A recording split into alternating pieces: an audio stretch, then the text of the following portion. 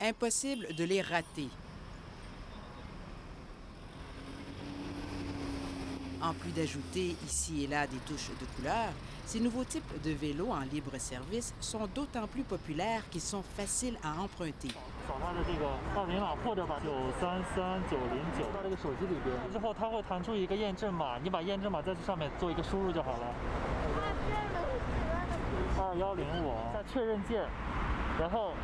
Le tour est joué.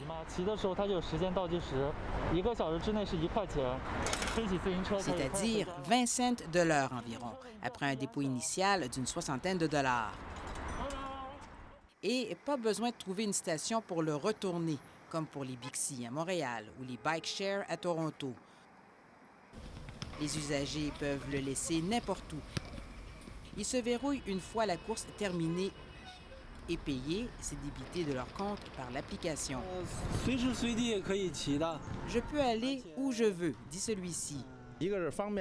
Celui-là renchérit, c'est très pratique. Cette façon de louer un vélo avec plus de liberté grâce à la technologie, ça s'inscrit parfaitement dans ce que l'on vit de plus en plus en Chine. Tout ou presque tout peut s'acheter avec un téléphone intelligent. Les vélos branchés sont popularisés depuis moins d'1 an dans des dizaines de villes en Chine par des startups comme Ofo ou Mobike. Un des dirigeants montre le premier vélo du lancement du service à Pékin. Les bureaux ici sont nouveaux, l'entreprise est en expansion. Il explique que l'engouement surpasse les attentes, ça l'enchante.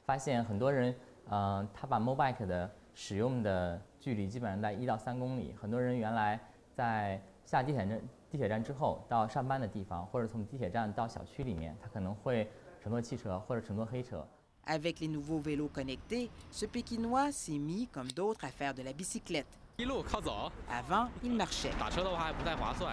Il précise que le vélo, en plus d'être plus abordable que le taxi et un bon choix pour une courte distance, ça fait bouger.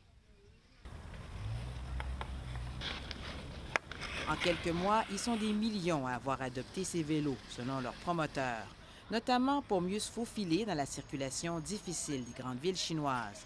L'automobile, signe de richesse, a détrôné la petite reine. 中国曾经是单车大国，给西方人的印象就是中国是全民骑自行车。但是那个时候骑自行车给人的感觉是一种贫困、劳累的印象。但是现在可能不一样了。现在虽然人们还是踊跃的购买汽车，但是在很多年轻人的眼中，骑单车可能意味着潮流。意味着绿色环保。Pour éviter de contribuer à ceci. Et même quand l'air est chargé, ils sont nombreux à prendre le guidon et à résister à l'attrait des 4 roues et autres véhicules motorisés.